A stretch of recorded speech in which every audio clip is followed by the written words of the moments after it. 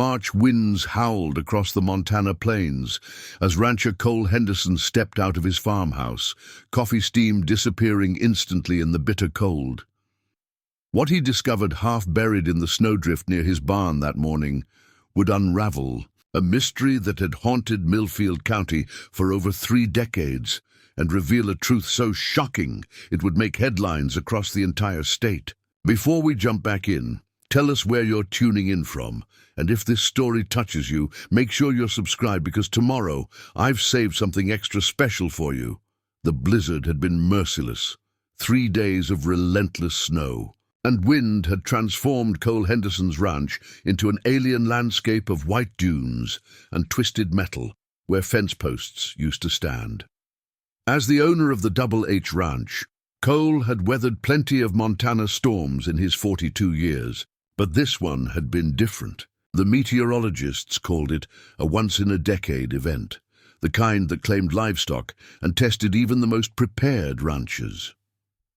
Cole pulled his wool cap down over his graying temples and trudged through knee-deep snow toward the barn. His breath formed crystalline clouds as he mentally catalogued the damage he'd need to assess once the weather cleared completely. The generator had kept the house warm, but he worried about his cattle scattered across the property's 800 acres. Some might have found shelter in the natural windbreaks formed by cottonwood groves, while others could have drifted miles in their desperate search for protection. The barn loomed ahead, its red paint barely visible through the swirling remnants of snow. Cole had built this structure with his own hands 15 years ago, using timber from trees that had fallen during another legendary storm. It stood solid and square, a testament to old-fashioned craftsmanship in an age of prefabricated everything. But as he approached the massive sliding door, something caught his eye that made him stop dead in his tracks. There, pressed against the barn's eastern wall, where the wind had carved out a shallow depression in the snow, was what looked like a dark bundle of fabric. At first glance, Cole assumed it was debris blown in by the storm, maybe a tarp or old blanket that had escaped from somewhere on the property. But as he moved closer, brushing snow from his eyes, the shape began to resolve into something that made his heart skip a beat. It was a person, a woman by the looks of it, curled into a fetal position, with her back against the weathered wooden planks. Her long dark hair had frozen into icicle-tipped strands that covered most of her face, and her clothes, what he could see of them beneath the accumulated snow, appeared to be little more than rags. Her skin had taken on the pale, waxy appearance that Cole recognized from his years of ranch work. He'd seen hypothermia before, in newborn calves caught in late spring storms. "Jesus Christ," he whispered, dropping to his knees beside her. His thick work gloves made it difficult to check for a pulse, but when he pressed his fingers against her neck, he felt the faint, slow rhythm of a heartbeat. She was alive, but barely. Cole didn't hesitate. He'd been raised by a father who believed in action over contemplation, and 30 years of ranching had reinforced that instinct. He scooped the woman into his arms, surprised by how light she felt, as if the cold had somehow leached the weight from her bones. Her head lolled against his shoulder, and he caught a glimpse of her face, sharp cheekbones, a narrow nose, features that might have been striking under different circumstances, but now they were marked by frostbite and exhaustion. The journey back to the house felt endless. Each step was a battle against the deep snow and the increasing weight of his burden. The woman's breathing was so shallow he had to stop twice to make sure she was still alive. By the time he reached his front porch, his own lungs were burning from the cold air, and his arms ached from the strain. Inside, the warmth hit him like a physical force. Cole laid the woman on his living room couch, the same brown leather sectional, where he'd spent countless evenings watching cattle reports and weather forecasts. She looked impossibly small against the oversized cushions, a broken bird fallen from some great height. Cole had basic medical training, most ranchers did out of necessity, But this was beyond anything he'd dealt with before. He started with the basics, checking her breathing, her pulse, looking for signs of frostbite or other injuries. Her fingers and toes were definitely affected by the cold, but not as severely as he'd feared. What concerned him more was her overall condition. Even accounting for exposure to the elements, she appeared malnourished, her cheeks hollow and her clothes hanging loose on her frame.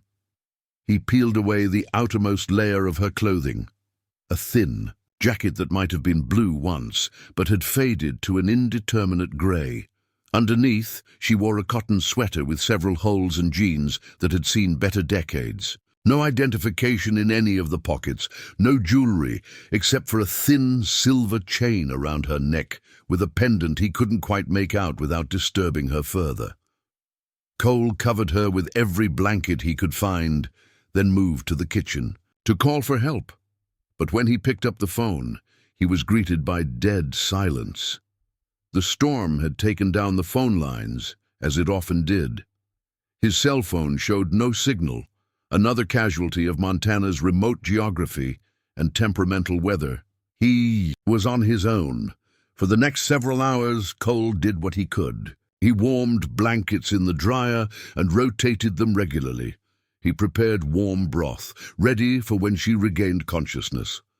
He monitored her breathing and checked her pulse every few minutes, the way he might tend to a sick animal. It was all he knew how to do. As afternoon faded to evening, Cole found himself studying the stranger more closely. Now that some color had returned to her cheeks, he could see she was probably in her early 30s, though the hardships she'd endured made it difficult to be certain. Her hands, which had looked so fragile when he first found her, showed calluses and small scars, evidence of manual labor. But there was something else about her appearance that nagged at him, a familiarity he couldn't quite place. The woman stirred just after sunset, her eyelids fluttering as consciousness slowly returned. Cole, who'd been dozing in his recliner nearby, immediately moved to her side. "Hey there," he said softly, not wanting to startle her. "You're safe. You're in my house, and you're going to be okay." Her eyes opened, brown eyes, darker than coffee, and darted around the room with obvious confusion and fear. When they settled on Cole's face, he saw intelligence there, and wariness that spoke of hard experience. "Where?" she began, her voice barely a whisper. "You're at the Double H Ranch, about 15 miles south of Millfield," Cole explained. "I found you by my barn this morning, after the storm. Do you remember how you got there?" She tried to sit up, winced, and settled back against the pillows. I was walking. There was so much snow, and I couldn't see." She trailed off, as if the memory was too difficult to grasp. "What's your name?" Cole asked gently. The question seemed to cause her physical pain. She closed her eyes, her forehead creasing with concentration. She opened her eyes again, and he saw something that made his chest tighten with sympathy. I can't remember." Cole nodded, trying to project calm reassurance even as his mind raced. Memory loss after severe hypothermia wasn't unheard of, but it complicated an already difficult situation. "That's okay," he said. "Sometimes when people get really cold, it affects their memory for a while. It might come back once you've had some rest." Over the next few days, as the woman recovered her physical strength, Cole learned what little he could about his unexpected guest. She remembered fragments, walking through snow, being cold and hungry, the sensation of her feet going numb, but nothing concrete about where she'd come from or why she'd been wandering alone in a blizzard. She had no memory of family, friends, or even her own name. What she did have was an innate knowledge of ranch work that surprised Cole. When she was strong enough to move around, she instinctively knew how to handle the animals, how to mend tack, how to read weather signs. Her hands moved with practiced efficiency when she helped with daily chores, as if muscle memory survived where conscious recollection had failed. Cole decided to call her Sarah, a name she'd mentioned liking when they discussed what to call her temporarily. It seemed to fit her quiet strength and the way she approached each day with determined resilience despite her circumstances. As March gave way to April, Sarah became an integral part of life at the Double H. She proved to be an excellent cook, turning Cole's bachelor meals of canned soup and frozen dinners into hearty, flavorful dishes. She had a way with the horses that bordered on magical, calming even the most skittish mares, with nothing more than her voice and gentle touch. And she worked harder than any hired hand Cole had ever employed, as if physical labor was her way of earning her place in a world where she no longer knew where she belonged. But there were things about Sarah that puzzled Cole. Sometimes he'd catch her staring at the horizon with an expression of such profound sadness that it took his breath away. She flinched whenever unexpected sounds broke the ranch's peaceful routine. A car backfiring on the distant highway, the crack of wood settling in the barn, and she had an almost uncanny ability to disappear into herself when strangers came around, becoming so still and quiet that visitors sometimes didn't notice her at all.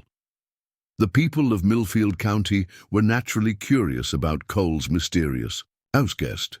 In a community where everyone knew everyone else's business going back 3 generations, a woman with no past was bound to attract attention. Cole deflected most questions with vague explanations about a drifter who'd gotten caught in the storm, but he could see the speculation in his neighbor's eyes. It was Dr. Patricia Valdez, the county's only physician, who first voiced what Cole had begun to suspect. She'd come to check on Sarah at Cole's request, wanting professional confirmation that his patient was recovering properly. "Her physical health is good," Dr. Valdez said as she packed up her medical bag. "But Cole, I need to ask, have you considered that she might be running from something?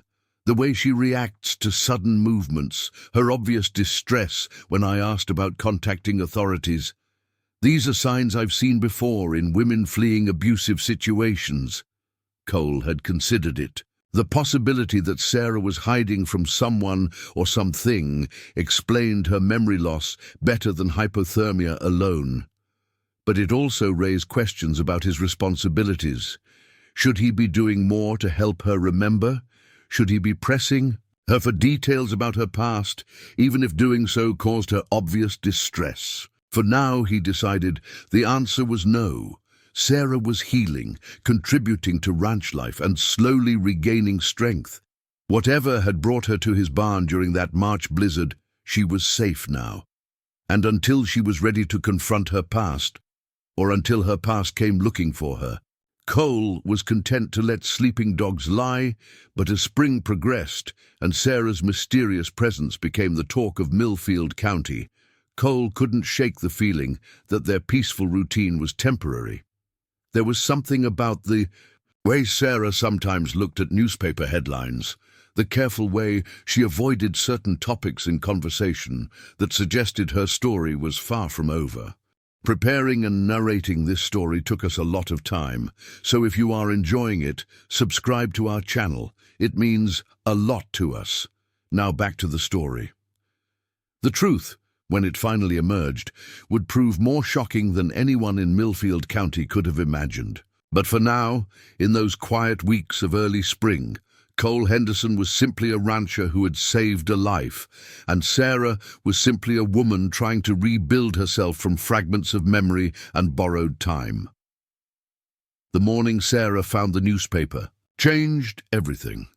It was mid-April, and Cole had driven into town for supplies, leaving Sarah to tend the ranch as she'd done dozens of times before. She'd grown comfortable with the routine, feeding the horses, checking the fence lines, maintaining the equipment that kept the Double H running smoothly. But when she entered Cole's study to update the ranch's logbook, her eyes fell on a week-old copy of the Helena Independent Record that had been left open on his desk. The headline read, "30-year search continues for missing heiress." Sarah's hands trembled as she picked up the paper. The accompanying photograph showed a young woman with dark hair and sharp features standing beside a gleaming black sedan.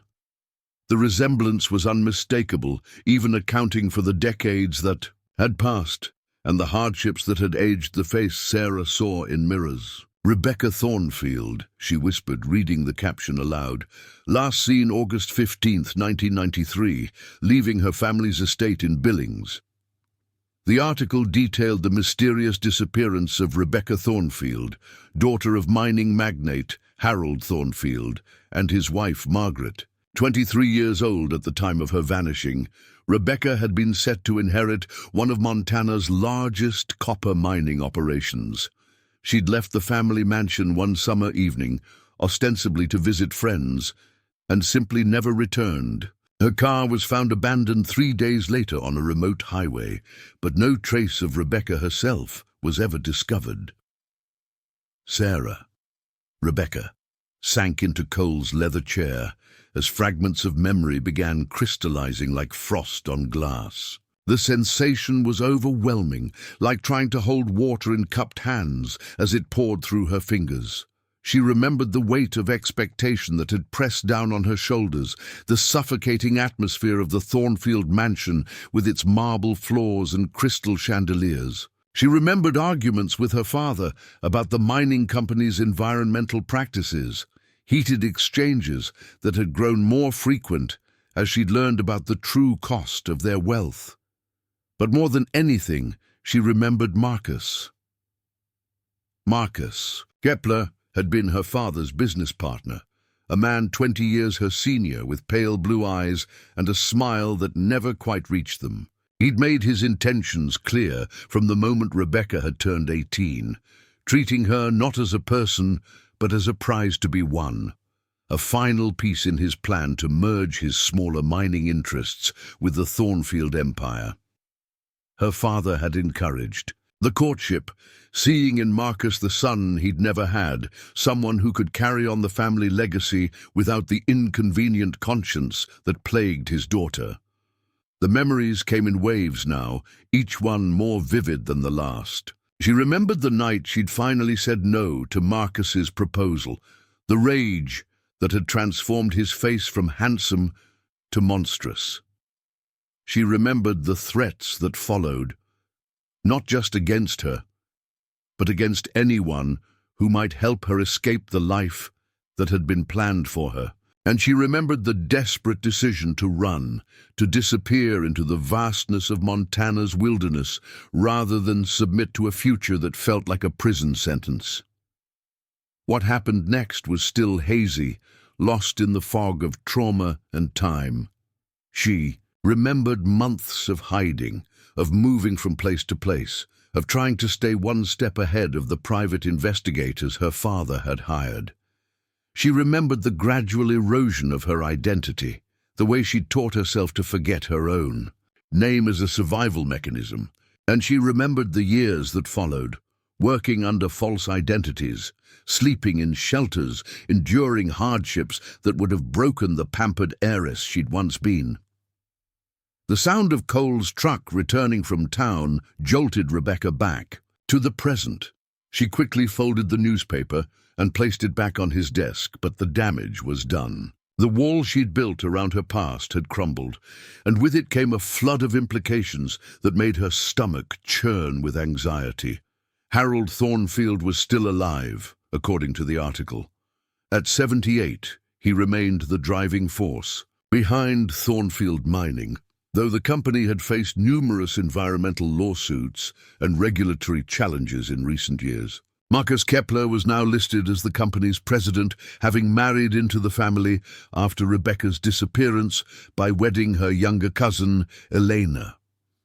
The marriage had been childless, the article noted, leaving the question of inheritance still unresolved.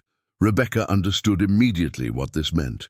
Her reappearance would disrupt carefully laid plans, challenge claims to an empire built on extraction and exploitation. She wasn't just a missing person. She was a living threat to the power structure that had risen from her absence. That evening, as she and Cole shared dinner at his kitchen table, Rebecca struggled with the weight of her recovered memories. Cole seemed to sense her agitation. His weathered face creased with concern as he watched her push food around her plate without eating. "You seem troubled tonight," he said finally. "Bad dreams again?"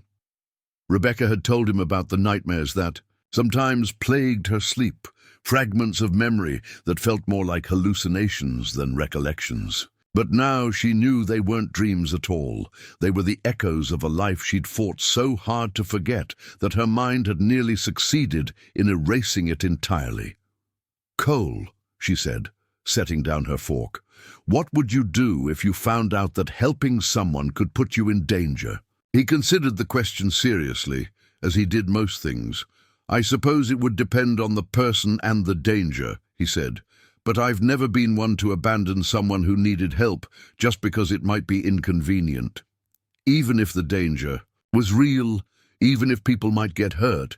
Cole's eyes met hers across the table. "Sarah, is there something you need to tell me?" The name hit her like a physical blow. Sarah, the identity she'd created to survive, the safe harbor she'd built from the wreckage of her former life. But she wasn't Sarah anymore, was she? She was Rebecca Thornfield, heiress to a mining fortune, daughter of a man who'd probably never stopped looking for her. "I need some air," she said, standing abruptly. "I'm sorry, I need to think." She walked out onto the ranch's front porch, where the evening air carried the scent of new grass and distant rain. The Montana sky stretched endlessly overhead, dotted with stars that seemed close enough to touch. This was the life she'd built, the peace she'd found after 30 years of running. And now it was all at risk because of a newspaper article and the return of memories she'd tried so hard to bury. The next few days passed in a haze of internal turmoil. Rebecca found herself jumping at every sound, watching the horizon for vehicles that might bring unwelcome visitors. She knew she was being paranoid, but paranoia had kept her alive for 3 decades. The skills she'd developed during those years, the ability to disappear, to become invisible, to survive on nothing, hadn't left her despite her months of comfortable ranch life. It was during one of these anxious vigils that she spotted the black SUV turning onto the ranch's access road. Her blood turned to ice as she recognized the vehicle's expensive lines and tinted windows. This wasn't a neighbor dropping by or a delivery truck bringing supplies. This was trouble, and it was coming straight for them. Rebecca ran to the barn where Cole was working on a piece of equipment, her heart hammering against her ribs. "Cole, there's a car coming, a black SUV. You need to get inside and lock the doors." He looked up from the engine he'd been tinkering with, his expression shifting from curiosity to concern as he saw the fear in her eyes. "Sarah, what's going on? Who's in that car?" "I can't explain right now, but please, you have to trust me. These people, they're not here for a social visit." Cole wiped his hands on an oil-stained rag, his movements deliberate and calm, despite the urgency in her voice. "How about you tell me who they are and what they want, and then we'll figure out how to handle it together." Rebecca wanted to scream with frustration. Cole's steady, logical approach to problems had been one of the things she'd grown to love about him. But now she needed him to act first and ask questions later. The SUV was getting closer, and she could feel the familiar panic rising in her chest, the same terror that had driven her into the wilderness 30 years ago. "My name isn't Sarah," she said in a rush. "It's Rebecca Thornfield. And those people in that car work for my father, or for the man who wants to marry me, or for someone else who has a lot to lose if I'm still alive." Cole's eyes widened slightly, but he didn't seem shocked by her revelation. "The mining family from Billings. You know about them?" "Hard not to, living in Montana. The Thornfield name is on half the environmental lawsuits in the state." He paused, studying her face. "You're the daughter who disappeared." "Yes." The word came out as barely a whisper. The SUV was pulling into the ranch's main yard now, its engine's purr audible even from inside the barn. Cole set down his tools and walked to the doorway, peering out at the approaching vehicle. "Well," he said, his voice carrying a note of grim determination, "I guess we'd better go see what they want." "Cole, no. You don't understand what these people are capable of. They have money, power, connections. They can make problems disappear." He turned back to her, and she saw something in his expression that reminded her why she'd felt safe at the E. "Double H. Rebecca," he said, using her real name for the first time. 30 years ago, you were brave enough to walk away from all that money and power because you knew it was wrong. Don't let them scare you into running again." The SUV's doors opened, and 3 men emerged. Even from a distance, Rebecca could see they weren't ranch hands or local law enforcement.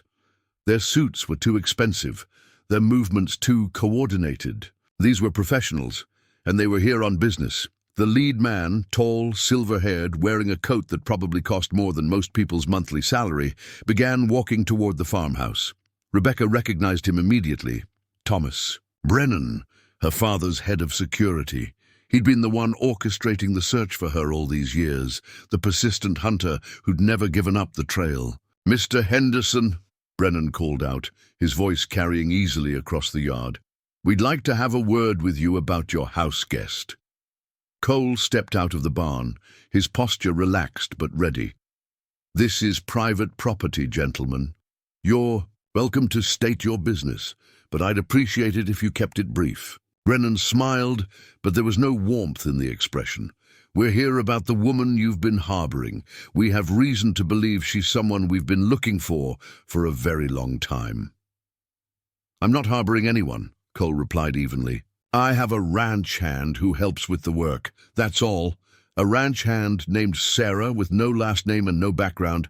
Come now, Mr. Henderson. We both know that's not entirely truthful." Rebecca felt the old fear clawing at her chest, but beneath it was something new, anger. These men had come onto Cole's property, threatening the first real peace she'd known in decades. They represented everything she'd run from, the assumption that money could buy anything, that power gave them the right to take whatever they wanted. She stepped out of the barn's shadows, her chin raised defiantly. "I'm right here, Thomas. You can stop pretending this is about Cole." Brennan's smile widened, becoming genuinely pleased for the first time. "Rebecca Thornfield, your father is going to be very happy to hear you're alive and well. My father is going to be disappointed to learn that I'm still not interested in coming home." The security chief's expression hardened. "I'm afraid that's not really your choice anymore, Miss Thornfield. There are legal matters that require your attention, responsibilities that can't be ignored indefinitely." Cole moved closer to Rebecca, his presence solid and reassuring beside her. "The lady says she's not interested. I think that's pretty clear."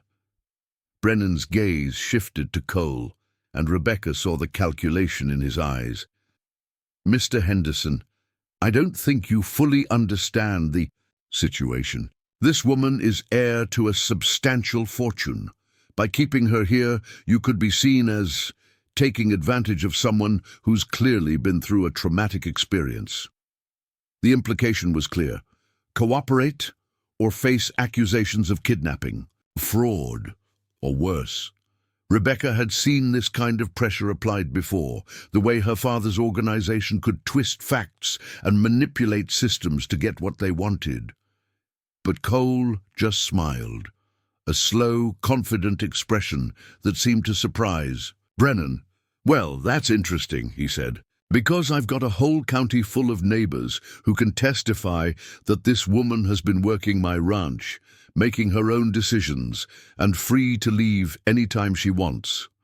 Hard to make a case for kidnapping when the supposed victim has been helping with the church bake sale and volunteering at the school fundraiser." Rebecca felt a surge of gratitude toward Cole, but also a growing dread. Brennan wasn't the type to give up easily, and if legal pressure didn't work, he had other tools at his disposal. "Mr. Henderson," Brennan said, his voice taking on a more threatening tone. "I think you're making a mistake.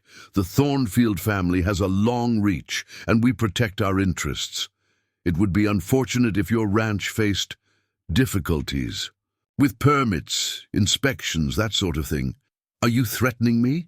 "I'm simply pointing out that cooperation tends to be rewarded, while obstruction tends to create problems." Cole's jaw tightened, but his voice remained steady. "I think this conversation is over. You gentlemen need to leave my property." Brennan looked at Rebecca one last time, his expression unreadable. "This isn't finished, Miss Thornfield. Your father has waited 30 years to see you again. He's not going to be denied now." As the three men climbed back into their SUV and drove away, Rebecca felt the weight of inevitability settling on her shoulders. She'd been found, and now the life she'd built was about to be torn apart all over again. But this time, she wouldn't be facing the storm alone. The attacks began 3 days after Brennan's visit. Cole woke before dawn to find his water supply contaminated. The well that had served his family for 3 generations suddenly producing liquid that reeked of petroleum.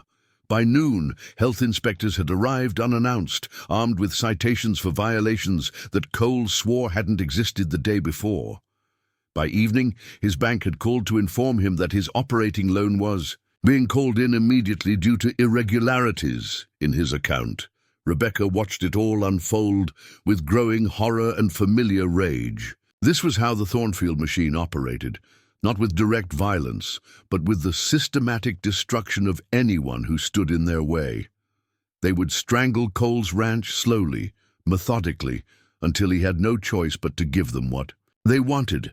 "This is exactly what I was afraid of," she said, as Cole hung up from another devastating phone call.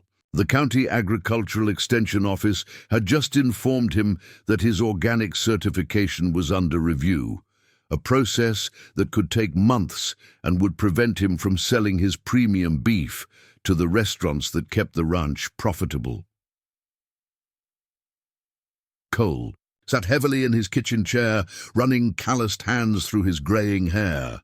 For the first time since she'd known him, he looked defeated. "I've been ranching this land for 20 years, he said quietly.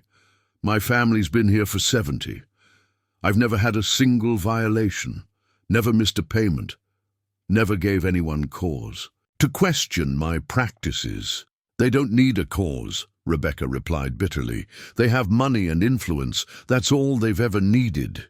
She moved to the window, gazing out at the ranch that had become her sanctuary.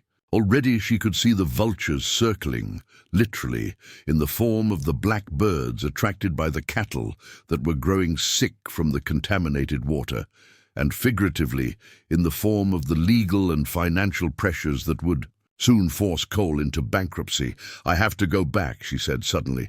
Cole looked up sharply. "What?" "I have to go back to them. It's the only way to stop this." "Like hell." Cole stood, his chair scraping against the floor. "You spent 30 years running from those people for good reason. I'm not about to let you walk back into that trap just because they're putting pressure on me." Rebecca turned from the window, her expression resolute. "Cole, you don't understand. This isn't just about pressure. They'll destroy you completely if I don't cooperate. Your ranch, your reputation, your future, they'll take it all. So we fight them. With what? You're a rancher, not a corporation. You don't have teams of lawyers or political connections or unlimited resources. They'll bury you in legal fees before you can even file a proper response." Cole crossed the room and took her hands in his. They were warm and strong, marked by decades of honest work. "Rebecca, look at me. Do you really think I'm the kind of man who'd trade another person's freedom for my own convenience?" The question hit her harder than she'd expected. In her world, the world she'd grown up in, people were commodities, relationships were transactions, and everyone had a price. But Cole Henderson operated by different rules, older principles that seemed almost quaint in their simplicity. "It's not about convenience," she whispered.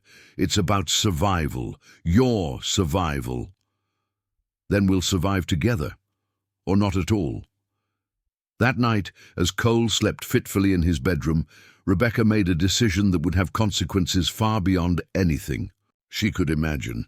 She slipped out of the house and drove Cole's pickup truck to the one place in Millfield County where she knew she could find the truth about her family's current situation: the office of Sheriff Margaret Walsh. Sheriff Walsh had been the law in Millfield County for 15 years, a tough woman in her 50s who'd built her reputation on fair dealing and an almost supernatural ability to sniff out corruption. If anyone could tell Rebecca what she was really up against, it would be Walsh. The sheriff's office occupied a single-story building on Main Street, its lights still burning despite the late hour.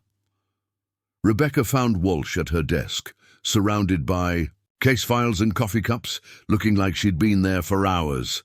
"Well, I'll be damned," Walsh said when Rebecca walked through the door. "You're the mysterious ranch hand everyone's been talking about." "I need your help, Sheriff." Walsh leaned back in her chair, studying Rebecca with sharp blue eyes. "I figured I'd be hearing from you eventually. Thomas Brennan's been asking questions around town, flashing old photographs and making not-so-subtle inquiries about Cole Henderson's houseguest. You know who I am, Rebecca Thornfield." Walsh's voice carried no surprise, only weary resignation. "Disappeared August 15th, 1993. Presumed dead after 7 years, though the family never stopped looking." Rebecca sank into the chair across from Walsh's desk. "What do you know about my family's current situation?" "More than I'd like to." Walsh opened a thick file folder. "Your father's company has been under federal investigation for the past 5 years. Environmental violations, worker safety issues, possible tax evasion, the kind of problems that require serious legal firepower to navigate." "And Marcus Kepler?" Walsh's expression darkened. "Your cousin Elena died 2 years ago. Car accident, on a mountain road. Very convenient timing, considering she'd been asking questions about the company's books. Kepler inherited her stake in the mining operation, which makes him the majority shareholder now that you're presumed dead." Rebecca felt the blood drain from her face. Elena had been her favorite cousin, the one person in the family who'd understood her reservations about the mining business. She'd been kind, intelligent, and utterly naive about the depths of her husband's ambition. "You think Marcus killed her?" "I think Marcus Kepler is a man who spent 20 years consolidating power, and dead wives tell no tales." Walsh closed the file. "But proving it is another matter entirely. Sheriff, they're destroying Cole's ranch because he won't give me up, contaminated his water supply, brought in inspectors, called in his loans. Is there anything you can do to stop them?" Walsh sighed heavily. "Rebecca, I'm the sheriff of a rural county with a budget smaller than most people's car payments. The Thornfield organization has more lawyers than I have deputies. Even if I could prove they're behind the harassment, which I can't, they'd have my badge and my pension before I could file charges." "So there's nothing?" "I didn't say that." Walsh opened another file, this one much thinner. "There might be a way to turn their own tactics against them, but it would require you to do something dangerous." Rebecca leaned forward. "I'm listening." "The federal investigation into Thornfield mining has stalled because they can't access certain company records, documents that were supposedly destroyed in a fire at the Billings office 3 years ago. But according to my sources, those records were never actually in that building." "Where are they?"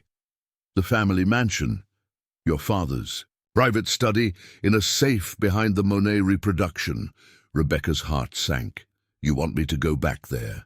"I want you to consider the possibility that your disappearance might be the key to bringing down the whole operation. If those documents prove what the feds think they prove, systematic environmental crimes going back decades, it could mean prison time for both your father and Kepler." "And if I get caught?" Walsh's expression was grim. "Then you disappear for real this time, and Cole Henderson's ranch becomes just another casualty in a very long war." Rebecca drove back to the Double H in silence, her mind churning with possibilities and dangers. The plan Walsh had outlined was risky beyond measure, but it offered something she'd never had before, a chance to fight back, to use her knowledge of the family's secrets as a weapon rather than running from them. She found Cole waiting for her on the front porch, his face etched with worry and relief in equal measure. "Where were you?" he asked. "I woke up and you were gone. I went to see Sheriff Walsh." Rebecca sat beside him on the porch swing, grateful for the solid warmth of his presence. Cole, there might be a way to stop them, to end this once and for all. She explained Walsh's proposal, watching Cole's expression grow increasingly troubled as she outlined the plan. When she finished, he was quiet for a long time, staring out at the star-filled Montana sky. "It's too dangerous," he said finally. "It's the only chance we have. There has to be another way." Rebecca took his hand, intertwining their fingers. 30 years ago, I ran from my problems because I was young and scared and didn't know how to fight back. I won't make that mistake again. And if something happens to you, if they catch you breaking into that mansion, then you'll know I died trying to do the right thing, instead of living the rest of my life looking over my shoulder." Cole was quiet again, his thumb tracing gentle circles on the back of her hand. "There's something I need to tell you," he said eventually. "Something I should have mentioned when all this started." Rebecca felt a flutter of apprehension. "What?" "I know who you are. I've known since the second week you were here." She stared at him in shock. "How?" "Your photograph was in the newspaper archives. I looked you up after Dr. Valdez suggested you might be running from something. I wanted to understand what I was dealing with, and you never said anything?" Cole met her eyes, his expression earnest and slightly ashamed. "You seemed so peaceful here, so content. I figured if you wanted me to know, you'd tell me eventually. And if you didn't, well, everyone deserves a chance to start over." Rebecca felt tears prick at her eyes. "You've known all along that harboring me could cause problems for you." "Yes, and you did it anyway." "Yes." She leaned against his shoulder, overwhelmed by the simple generosity of the man who'd saved her life in more ways than one. "Why?" "Because 30 years ago, a young woman was brave enough to walk away from everything she'd ever known, rather than compromise her principles. That kind of courage deserves protection, not exploitation." They sat together in comfortable silence, watching the stars wheel overhead. Tomorrow, Rebecca would begin planning her return to the Thornfield mansion, armed with knowledge of its layout and access to secrets that could topple an empire. Tomorrow, she would take the first steps toward confronting a past she'd spent 3 decades trying to forget. But tonight, she was simply Sarah again, sitting on a ranch house porch with a good man who'd asked for nothing more than her company and offered nothing less than his complete loyalty. Whatever happened next, she would carry this moment with her, the peace of a Montana evening and the quiet strength of someone who believed in doing right, regardless of the cost. The contaminated well would be fixed, Cole's loans would be renegotiated, and the harassment would stop. One way or another, Rebecca Thornfield was going home. Harold Thornfield set the gun on his desk with trembling hands, his eyes never leaving his daughter's face. 30 years, he whispered. 30 years I've wondered if you were alive, if you were safe, if you ever thought about coming home. Rebecca remained near the doorway, every instinct telling her to run, despite the emotional weight of the moment. "Home?" she said, her voice hollow. "This was never my home, Daddy. This was my prison." "I know." Harold's shoulders sagged as if the admission had cost him everything. "I know, and I'm sorry, more sorry than you can possibly imagine." The distant sound of sirens began to pierce the night air, growing steadily louder. Harold glanced toward the window, then back at his daughter. "You called the police. Sheriff Walsh is monitoring police frequencies. The gunshot, probably triggered. Automatic shot detection systems in the neighborhood. Rebecca stepped closer, studying her father's face for signs of deception. We don't have long before this place is swarming with investigators. Harold nodded, moving to his desk with the careful precision of a man who just crossed a line he could never uncross. Then, I need to tell you everything quickly, about Marcus, about what really happened to your mother, about why I never stopped looking for you. Mother died of cancer when I was 16. Your mother died of cancer, yes, but not the kind you think. Harold opened a drawer and withdrew another file, this one bearing Margaret Thornfield's name. She discovered Marcus's true nature years before you did. She knew what he was capable of. She tried to warn me, but I thought she was being paranoid, jealous of his business acumen. Rebecca felt the ground shifting beneath her feet. What are you saying? Marcus poisoned her. Slowly, methodically, using compounds that mimicked the symptoms of ovarian cancer. By the time the doctors realized what they were dealing with, it was too late. She lived long enough to make me promise I'd protect you from him. The revelation hit Rebecca like a physical blow. Her mother's long, agonizing decline, the way she'd insisted on speaking privately with Rebecca in those final days, the warnings about trusting people with easy smiles and empty promises, it all made terrible sense now. You've known this for years and you never told me? I had suspicions, but no proof, and Marcus was careful, patient. He knew that coming after you directly would raise questions. So he waited, consolidated his power, and eliminated other threats first. Elena was supposed to be his final stepping stone to complete control. The sirens were getting closer. Harold moved to a wall safe Rebecca hadn't noticed, different from the one behind the painting. From it, he withdrew a thick envelope and a small recording device. This contains everything I've gathered over the years about Marcus's activities. Bank records, medical reports about your mother's real cause of death, documentation of at least 6 other suspicious deaths connected to his previous marriages and business dealings. It's enough to posthumously convict him and clear the way for prosecuting his accomplices. Rebecca took the envelope with hands that shook slightly. Why now? Why are you giving me this? Because you were right to run 30 years ago. You saw the evil in this family before any of us were willing to admit it existed.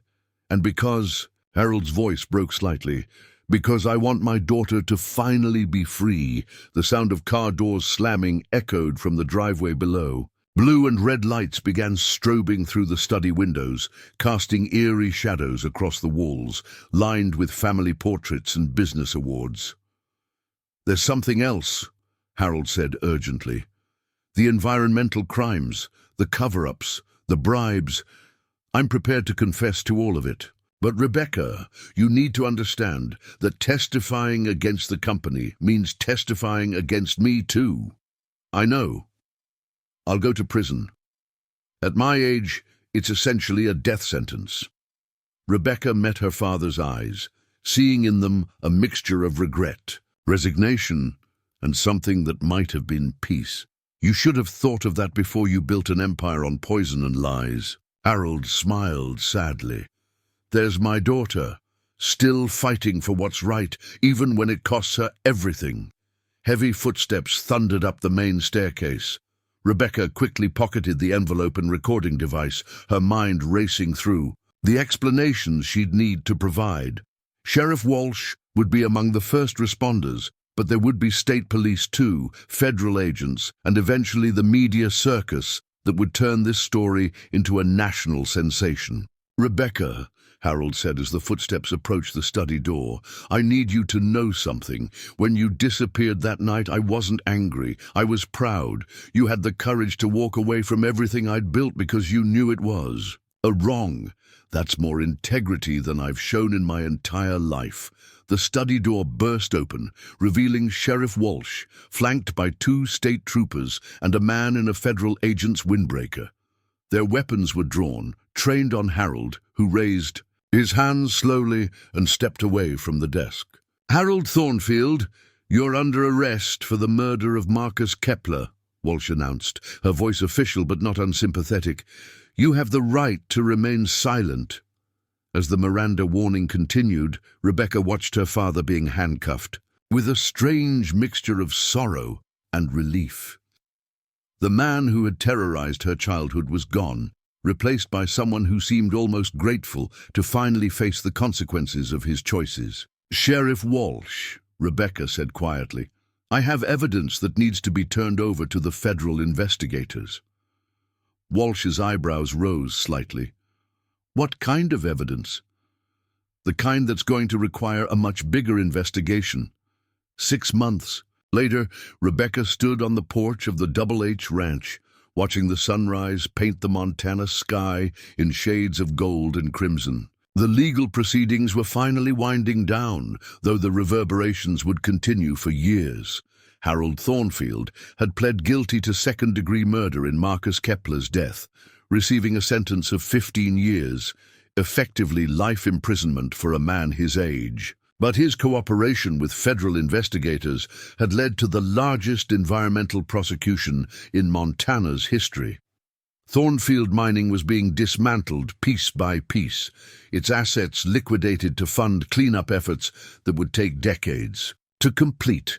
The documents Rebecca had retrieved from the mansion's safe, combined with her father's testimony, had exposed a web of corruption that reached into state government and federal regulatory agencies. 14 people had been indicted so far, including 2 state senators and a federal judge who'd been taking bribes for over a decade.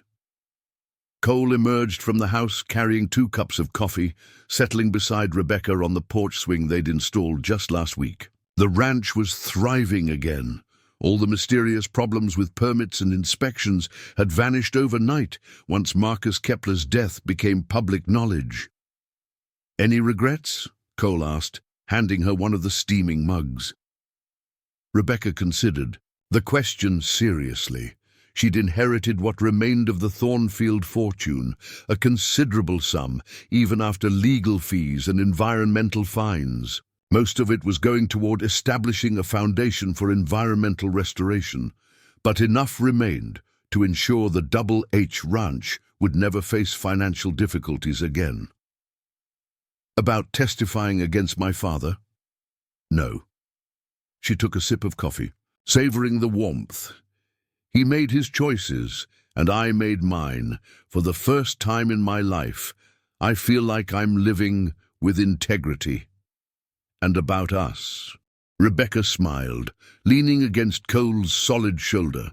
Their relationship had evolved slowly, naturally, built on mutual respect and shared values rather than the desperate circumstances that had brought them together. "Especially not about us." They sat in comfortable silence, watching the cattle move across pastures that would remain pristine for generations to come. The story of Rebecca Thornfield's return from the dead had indeed stunned the entire county, just as the title had promised. But it had done more than that. It had exposed the rot at the heart of one of Montana's most powerful families and set in motion changes that would protect the state's environment for decades. In the distance, a car turned onto the ranch's access road. Rebecca tensed momentarily. Old habits died hard, but relaxed when she recognized Sheriff Walsh's patrol vehicle. Walsh climbed out of her car carrying a manila folder and wearing the expression of someone bearing significant news. "Morning, you two. Mind if I join you for a few minutes?" "Always welcome, Margaret," Cole said, gesturing to a chair they'd placed on the porch for visitors. Walsh settled into the chair and opened her folder. "I wanted to update you on the latest developments in the Kepler investigation. The FBI finished processing his personal effects, and they found some things you should know about." Rebecca set down her coffee cup. "What kind of things?" "A collection of trophies, photos, jewelry, personal items from his victims. The Bureau has identified at least 12 women who died under suspicious circumstances after becoming involved with Marcus Kepler. He's been operating for over 25 years, moving from state to state, identity to identity. The magnitude of Marcus's crimes was staggering, but not entirely surprising. Rebecca had sensed the depth of his evil, even as a young woman, though she'd never imagined the true scope of his activities. "There's more," Walsh continued. They also found detailed plans for what he called the final phase. He wasn't just planning to kill you, Rebecca. He was planning to stage your death in a way that would implicate Cole, eliminating both of you while making it look like a murder-suicide. Cole's jaw tightened. Son of a bitch. The good news is that your father's actions, however misguided, saved both your lives. Marcus would have moved against you within days of that confrontation. Rebecca reached for Cole's hand, intertwining their fingers. Any word on the other investigations? The environmental cases are moving forward. The state's attorney general estimates it'll take 5 years to prosecute everyone involved, but the evidence is overwhelming. Montana's mining industry is going to look very different when this is all over. Walsh closed the folder and stood to leave. Oh, and Rebecca, there's something else. The governor wants to meet with you about serving on the new Environmental Oversight Commission. Seems they think someone with your unique perspective might be valuable in preventing future abuses. After Walsh left, Rebecca and Cole remained on the porch as the morning sun climbed higher, casting long shadows across the ranch that had become their sanctuary. The irony wasn't lost on Rebecca. She'd spent 30 years running from her family's legacy, only to discover that her true inheritance wasn't money or power, but the responsibility to ensure that others wouldn't suffer as Montana's landscape had suffered. "So," Cole said eventually, "think you'll take the governor's offer?" Rebecca smiled, watching a hawk circle lazily overhead. "I think it's time to stop running and start building something better." The woman who had been buried in the snow near Cole Henderson's barn had died that March morning, but from her ashes had risen someone stronger, someone who understood that true power came not from dominating others, but from protecting what was precious and irreplaceable. Rebecca Thornfield was finally home, not in the mansion of her childhood, but in the life she'd chosen to build, with a man who valued integrity over wealth and a future that honored the land rather than exploiting. The truth had indeed stunned the entire county, but more importantly, it had set them all free. 2 years after Marcus Kepler's death, Rebecca stood before the newly constructed Montana Environmental Justice Center, a gleaming facility built on land that had once housed one of her family's most polluting copper processing plants. The irony wasn't lost on her. The Thornfield name, which had spent a century synonymous with environmental destruction, was now being carved into the cornerstone of the state's most ambitious restoration. "Project ready for this?" Cole asked, adjusting his tie with the uncomfortable precision of a man more at home in work clothes than formal wear. Rebecca smoothed her navy blue dress and checked her watch. In 20 minutes, she'd be addressing a crowd of reporters, state officials, and environmental advocates who'd gathered to witness the center's grand opening. But first, she had a more personal appointment to keep. The state prison's visiting room felt sterile and cold, a stark contrast to the warm Montana sunshine outside. Harold Thornfield shuffled in wearing an orange jumpsuit that seemed to diminish his once imposing presence. At 80, he looked frail and tired, but his eyes still held the sharp intelligence that had built an empire and ultimately brought it down.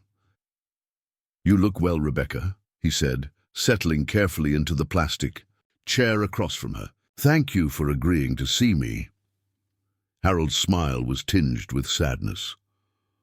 "I wasn't sure you'd want to visit again after last time." Their previous meeting had been difficult, filled with recriminations and painful truths about the family's past. But today felt different. Rebecca had come with a specific purpose, one that had taken her months to fully understand. "I've been thinking about forgiveness," Rebecca said. "Not just forgiving you, but forgiving myself for all the years I spent running instead of fighting. You had nothing to be forgiven for. You were protecting yourself from a monster. Maybe. But I also abandoned the people who were suffering because of our family's actions. The workers who got sick from chemical exposure. The families whose water was poisoned. The communities that lost their livelihoods when the mines played out. I could have fought for them 30 years ago. Harold leaned forward, his expression intense. Rebecca, listen to me. You were 23 years old and facing threats from a serial killer. Running wasn't cowardice. It was survival. And now you're doing what I should have done decades ago. You're using the Thornfield resources to heal instead of harm. That takes more courage than I ever possessed. They sat in silence for a moment, the weight of shared history hanging between them. Finally, Rebecca reached into her purse and withdrew a thick legal document. I wanted you to see this before it becomes public, she said, sliding the papers across the table. Harold's eyes widened as he read the title page. The Thornfield Environmental Restitution Trust. Articles of Incorporation. You're giving it all away. Every penny that came from mining operations. The trust will fund cleanup efforts, provide medical care for affected communities, and establish scholarship programs for environmental science students. The only Thornfield assets I'm keeping are the ranch properties that were never involved in mining. Harold's hands trembled slightly as he turned the pages, reading the detailed provisions that would transform his family's legacy from one of exploitation to one of restoration. The board of directors, you've included affected community members, environmental scientists, tribal representatives, people who actually understand the damage and how to fix it, not boardroom executives looking to maximize profits. Rebecca, this is hundreds of millions of dollars. Blood money, she said firmly. I don't want wealth that was built on poisoning the land and the people who depend on it. Harold set the documents down and looked at his daughter with an expression of profound respect. Your mother would be so proud. The comment hit Rebecca unexpectedly hard. Margaret Thornfield had been dead for over 15 years, but the pain of losing her and learning the true circumstances of her death remained fresh. I've been thinking about her a lot lately, Rebecca said. About the things she tried to tell me before she died, the warnings I was too young to understand. She knew what Marcus was, even before I did. She tried to protect you the only way she could, by teaching you to trust your instincts, to value integrity over comfort. I wish I could tell her that I finally listened. Harold reached across the table and gently took his daughter's hand. She knows. The Environmental Center's auditorium was packed beyond capacity, with overflow crowds watching on monitors in adjacent rooms. Rebecca had spoken publicly many times over the past 2 years, but this audience felt different, more personal, more significant. In the front row sat Dr. Patricia Valdez, the physician who'd first examined Rebecca at Cole's ranch. Beside her was Sheriff Walsh, who'd become not just an ally but a close friend. Representatives from Native American tribes whose ancestral lands had been scarred by Thornfield mining operations occupied an entire section, their presence a powerful reminder of the generational damage the company had inflicted. But it was the group in the back corner that drew Rebecca's attention.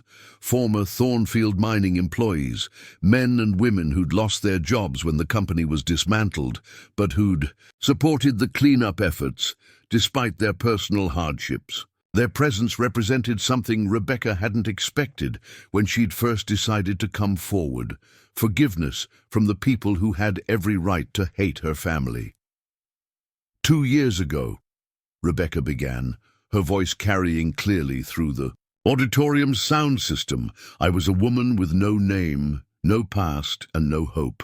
I'd spent 30 years running from a legacy I wanted no part of, believing that distance could somehow absolve me of responsibility for my family's crimes. She paused, meeting the eyes of individuals scattered throughout the crowd.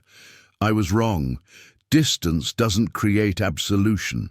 Action does. Responsibility isn't something you can run from. It's something you must embrace.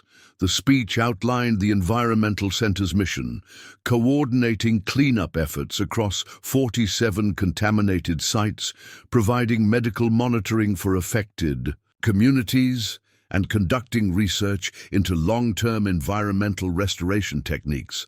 But more than that, it represented a new model for corporate accountability, one where those who profit from environmental destruction are required to fund its remediation. The Thornfield Environmental Restitution Trust represents more than money, Rebecca continued. It represents a commitment to truth-telling, to facing the consequences of past actions, and to ensuring that the mistakes of one generation don't become the burdens of the next. During the question and answer session that followed, a young Native American woman stood to address Rebecca directly. Ms. Thornfield, my grandmother's village was relocated 3 times because of your family's mining operations. Our traditional fishing grounds were poisoned, our sacred sites were destroyed. Money can't bring back what was lost. How do you respond to people who say this is too little, too late? The question was fair but painful, cutting to the heart of Rebecca's deepest fears about her efforts at redemption.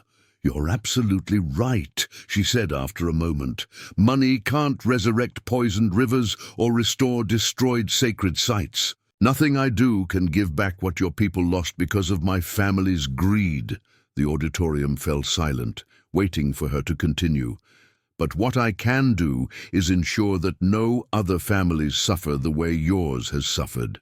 I can use every resource at my disposal to prevent future environmental crimes and to prosecute those who commit them. And I can spend the rest of my life working to heal what damage can be healed, even knowing that it will never be enough. The young woman nodded slowly, her expression shifting from hostility to something that might have been understanding. That's all any of us can do, try to leave the world better than we found it. That evening, Rebecca and Cole hosted a reception at the Double H Ranch for the Environmental Center's key supporters. The ranch house, once a simple bachelor dwelling, had been expanded to accommodate such gatherings while maintaining its rustic charm. Local caterers served Montana beef and vegetables grown in the ranch's own organic gardens, while a string quartet from the Billings Symphony played softly on the porch. As the evening wound down, Rebecca found herself in quiet conversation with Dr. James Standing Bear, the Blackfeet tribal chairman, who'd become one of the Environmental Center's most important advisors. You've accomplished something remarkable, he said, gesturing toward the departing guests. Bringing together tribal leaders, former mining executives, environmental activists, and government officials 5 years ago. Half these people wouldn't have spoken to the other half. Common cause creates strange alliances, Rebecca replied. Everyone here has been affected by environmental destruction in some way. The question is whether we can turn shared pain into shared purpose. Dr. Standing Bear sipped his coffee thoughtfully. There's something I want to discuss with you. The Tribal Council has been talking about the old copper mine on our northeastern border, the one your great-grandfather opened in 1923. Rebecca knew the site well from the environmental assessments. It was one of the most contaminated areas in the state, with acid mine drainage that had poisoned several miles of the Little Blackfoot River. We want to propose something unconventional, Dr. Standing Bear continued. Instead of just cleaning up the site, we want to turn it into a living memorial, a place where people can see the long-term consequences of environmental destruction, but also witness the healing that's possible with sustained effort. An educational site? More than that, a place of ceremony, of remembering, of recommitment to protecting the land. Your trust's funding could make it possible, but it would need to be done in partnership with the tribal community, respecting our protocols and our understanding of the land's sacred nature. Rebecca felt a flutter of excitement at the proposals. Possibilities. What would you need from the trust? Funding, obviously. But more importantly, a commitment that this wouldn't be another project where outsiders come in, spend money, and leave without understanding the deeper significance of what they're doing. You want genuine partnership. We want to know that Rebecca Thornfield understands the difference between charity and justice, between remediation and reconciliation. The distinction was profound, and Rebecca spent several moments considering its implications. Charity implied a benefactor doing good for the less fortunate. Justice implied addressing systemic wrongs and redistributing power. Remediation focused on technical fixes to environmental problems. Reconciliation encompassed the emotional and spiritual healing needed to restore relationships between people and land. Dr. Standing Bear, I'd like to propose something. What if the memorial site became the first project administered entirely by tribal leadership, with the trust providing funding but not direction? What if we used it as a model for how environmental restoration can be led by the communities most affected by the damage? His smile was the first genuinely warm expression she'd seen from him all evening. Now you're thinking like someone who understands the true meaning of restitution. Later that night, as Rebecca and Cole cleaned up from the reception, they reflected on the day's significance.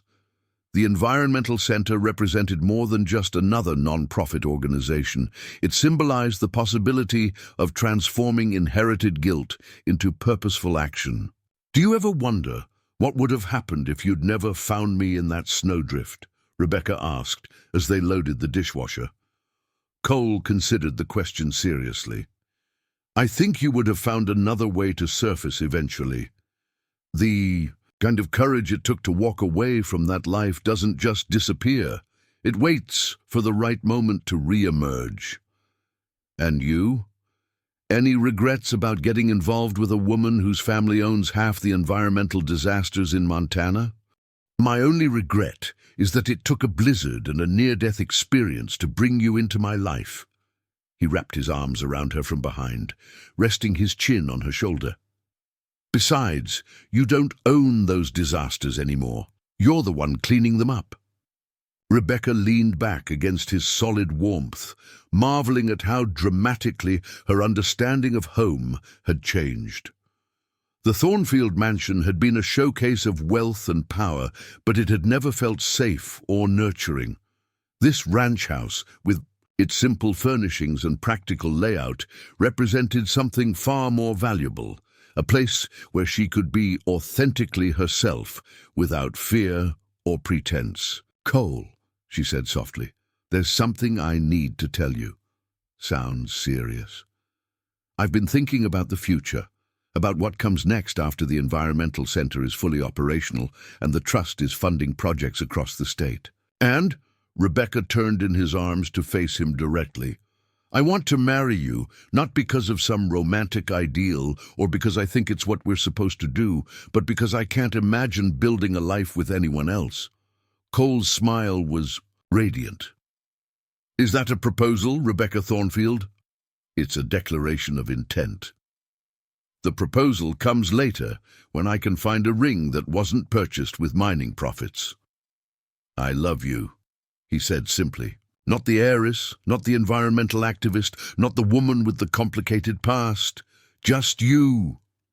As they stood in the kitchen of their ranch house, holding each other while Montana stars wheeled overhead, Rebecca understood that her true inheritance had nothing to do with money or family legacy. It was the knowledge that she possessed the strength to face any challenge, the wisdom to learn from past mistakes, and the love of a man who valued her for who she'd chosen to become rather than who she'd been born to be.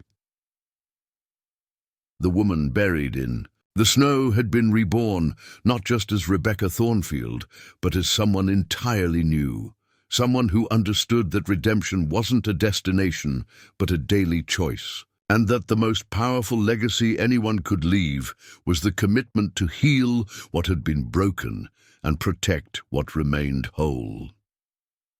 The threatening letter arrived on a Tuesday morning in late October, slipped under the door of the Environmental Justice Center while the night security guard was making his rounds. Rebecca discovered it when she arrived for her weekly coordination meeting, the envelope bearing her name in block letters that seemed to have been deliberately disguised. "I'd hoped we'd seen the last of this kind of intimidation," Sheriff Walsh said, examining the letter through an evidence bag. The message was brief but chilling. "Some secrets should stay buried. Stop digging or join your father in prison." Rebecca studied the paper, noting the expensive letterhead partially obscured by the anonymous text. "This isn't from some random crank. Whoever sent this has resources and inside information about the investigation." "What investigation?" Cole asked, joining them in Rebecca's office after driving in from the ranch. Rebecca exchanged glances with Sheriff Walsh. They'd been keeping certain developments quiet, but the threatening letter suggested their discretion might have been compromised. 3 weeks ago, we received a tip about additional Thornfield mining operations that weren't included in the original federal investigation, Rebecca explained. Shell companies, offshore accounts, properties that were deliberately hidden during the bankruptcy proceedings. Cole's expression darkened. "You're saying there are still active mining operations using your family's money?" "Not just using the money, potentially continuing the same environmental crimes that landed my father in prison. We're talking about illegal dumping, falsified safety reports, bribes to federal inspectors." Sheriff Walsh added, "The FBI task force has been quietly investigating, but someone clearly knows we're getting close to something significant." The implications were staggering. If active criminal operations were still functioning under the Thornfield name, it meant Marcus Kepler's network had survived his death. Worse, it suggested that other powerful figures had been involved in the conspiracy, people who remained free and dangerous. "Who else knows about this investigation?" Cole asked. "The FBI task force, the federal prosecutor's office, a handful of environmental lawyers, and the 3 of us," Rebecca replied. "But the letterhead on this threat, I recognize it." She moved to her computer and pulled up files from the original Thornfield mining investigation. After several minutes of searching, she found what she was looking for. Correspondence from Blackstone, Hartwell and Associates, one of Denver's most prestigious law firms. They represented several mining companies during the federal prosecution. Officially, they had no connection to Thornfield mining, but Rebecca trailed off as she opened another file. Here, Marcus's personal papers included billing statements from Blackstone Hartwell, but the services were listed as estate planning rather than corporate defense. Sheriff Walsh leaned over Rebecca's shoulder to study the documents. Estate planning for a man who murdered his wives to inherit their money. That's either incredibly ironic or deliberately misleading. "There's something else," Rebecca said, pulling up another set of files. "According to the trust documents I signed when creating the Environmental Restitution Trust, Blackstone Hartwell was supposed to review all asset transfers to ensure legal compliance. But I never heard from them directly. All communication went through intermediary firms. Cole's ranching instincts, honed by years of reading weather patterns and animal behavior, were sending alarm signals." "Rebecca, you're describing a situation where people who were supposed to be watching for illegal activity were potentially involved in hiding it." "Exactly. And if that's true, then the restitution trust itself might have been compromised from the beginning." The realization hit all 3 of them simultaneously. If corrupt elements within the legal system had been monitoring the environmental cleanup efforts, they would have had advance warning of any investigation that might threaten ongoing criminal operations. Sheriff Walsh was already reaching for her phone. "I need to contact the FBI task force immediately. If there's a leak in the system, every aspect of this investigation is at risk. But before she could dial, Rebecca's computer chimed with an incoming email marked Urgent, Confidential. The sender was listed as a friend, and the message contained a single line of text, followed by an attachment. Meet me at the old Riverside mine at midnight if you want to know who's really behind the cover-up.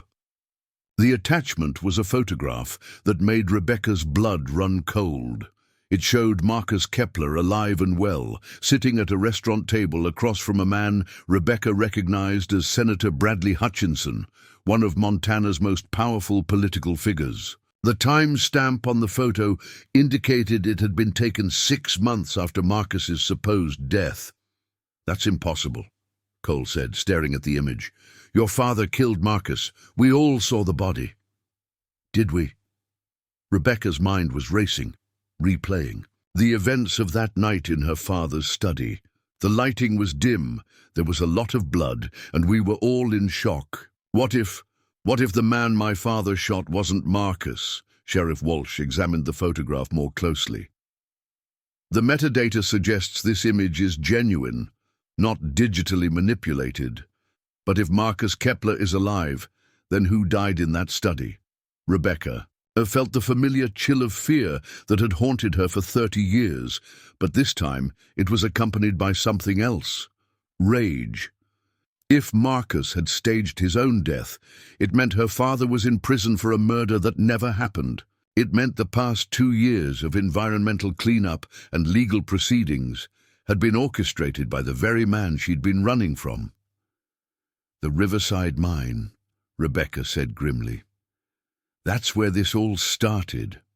My great-grandfather's first major copper strike. It's also one of the most remote locations in the county," Sheriff Walsh pointed out. "If someone wanted to stage a confrontation away from witnesses, they couldn't pick a better spot." Cole stood abruptly. "You're not seriously considering going to this meeting?" "I have to. If Marcus is alive, if this whole thing has been an elaborate deception, then everything we've accomplished over the past 2 years is built on lies." "Rebecca, think about what you're saying. This could be a trap designed to get you to an isolated location where anything could happen to you." Sheriff Walsh nodded in agreement. "Cole's right. The smart play is to turn this information over to the FBI and let them handle it. The FBI that might have a leak, the same federal system that allowed Marcus to operate as a serial killer for 25 years without being caught." Rebecca shook her head. "No, I need to know the truth, and I need to hear it directly from whoever sent this message." She began gathering her things, her movements quick and determined. "Besides, I won't be going alone. You two are coming with me." "Like hell," Cole said. "I'm not letting you walk into whatever this is. You're not letting me do anything. We're doing this together as a team, or I'm doing it alone. Those are your options." Sheriff Walsh looked between Rebecca and Cole, recognizing the futility of arguing with someone who'd already made up her mind. "If we're doing this, we do it properly. Tactical gear, backup communications, and a predetermined escape plan if things go sideways." "Agreed. And we contact the FBI task force before we leave, regardless of potential leaks. If something happens to us, they need to know where to look." "Also agreed." Cole ran his hands through his hair in frustration. "You two are talking about this like it's a reasonable plan instead of potential suicide." Rebecca moved to him, placing her hands on his chest and looking directly into his eyes. "Cole, for 2 years, I've been trying to atone for my family's crimes by cleaning up environmental damage and providing financial restitution. But if Marcus Kepler is alive, if he's been manipulating this entire process, then I haven't been atoning. For anything, I've been dancing to his tune like a marionette. So we expose him through legal channels. Legal channels that he's apparently been corrupting for decades. Legal channels that put my innocent father in prison while allowing a serial killer to fake his own death." Rebecca's voice carried a hard edge that Cole had rarely heard. "No, this ends tonight one way or another. The Riverside Mine sat in a valley 40 miles northeast of Millfield, accessible only by a winding dirt road that hadn't been maintained since the mine's closure in 1987. The October night was crisp and moonless, with clouds obscuring most of the stars and creating the kind of darkness that seemed to swallow sound. Rebecca, Cole, and Sheriff Walsh approached the site in Walsh's unmarked patrol car, headlights cutting through the blackness to reveal the skeletal remains of mining infrastructure. Rusted conveyor belts snaked between collapsed buildings, while the main shaft entrance yawned like a wound in the earth. No other vehicles, Walsh observed, scanning the area with night vision binoculars. Either we're early, or this is indeed a trap. They'd arrived 30 minutes before the scheduled meeting time, hoping to scout the location and identify potential threats. But the mine appeared completely deserted, its silence broken only by the wind whistling through damaged structures. "There," Rebecca said, pointing toward a flicker of light near the main office building. "Someone's inside." They approached carefully, weapons drawn and senses alert for any sign of ambush. The office building's door stood ajar, warm light spilling out into the cold night. From inside came the sound of a single voice, speaking quietly, but urgently, into what sounded like a phone. Sheriff Walsh motioned for Rebecca and Cole to stay back while she approached the doorway. After listening for several moments, she signaled them forward. The voice belonged to a woman in her 60s, well-dressed despite the remote location, speaking into a satellite phone with the kind of authority that suggested high-level connections. "No, Senator, the situation is contained for now, but we need to accelerate the timeline. Yes, I understand the political implications, but if she learns the truth about the trust funds..." The woman noticed their presence and quickly ended the call, turning to face them with a composure that seemed almost supernatural given the circumstances. "Miss Thornfield," she said calmly, "thank you for coming." Rebecca studied the woman's face, searching for recognition. She was elegant, expensively dressed, with steel-grey hair and eyes that held secrets. "Do I know you?" "Not directly, but I knew your mother very well. My name is Catherine Blackstone. I'm the senior partner at Blackstone, Hartwell and Associates." The name hit Rebecca like a physical blow. "You're the lawyer who was supposed to oversee the restitution trust." "Among other things, yes." Sheriff Walsh kept her weapon trained on Blackstone. "Ma'am, I need you to explain what you're doing here, and what you know about threats made against Miss Thornfield." Catherine Blackstone smiled, but there was no warmth in the expression. "Sheriff, I think you'll find that I'm the least of your concerns tonight. You see, Miss Thornfield, the photograph you received earlier was quite real. Marcus Kepler is very much alive." "That's impossible." Your father killed a man named David Chen, a Taiwanese businessman who'd been investigating Marcus's financial operations. Chen had discovered certain irregularities in offshore accounts and had threatened to expose them. Marcus arranged for Chen to be in that study at precisely the right time, knowing your father's protective instincts would lead to violence. Rebecca felt the ground shifting beneath her feet. "You're saying my father's in prison for killing an innocent man?" "I'm saying your father's in prison for killing a man who was trying to expose the very corruption you've been unwittingly funding through your environmental trust." The implications were staggering. If Blackstone was telling the truth, then the restitution trust had been designed not to clean up environmental damage, but to launder money from ongoing criminal operations. "Where is Marcus now?" Cole demanded. "Closer than you think," Blackstone replied. "In fact, he should be joining us at any moment." As if summoned by her words, footsteps echoed from the darkness outside the office building, multiple sets of footsteps moving with military precision. Sheriff Walsh immediately moved to the window, cursing under her breath at what she saw. "We're surrounded," she said quietly. "At least 6 men, armed and positioned at all exit points."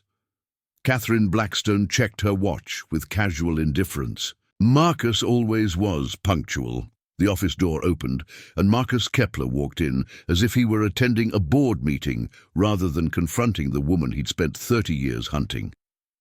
He looked older, his hair now completely grey, but his pale blue eyes held the same cold intelligence that had terrified Rebecca decades earlier. "Hello, Rebecca," he said pleasantly. "You look well. Rural life seems to agree with you."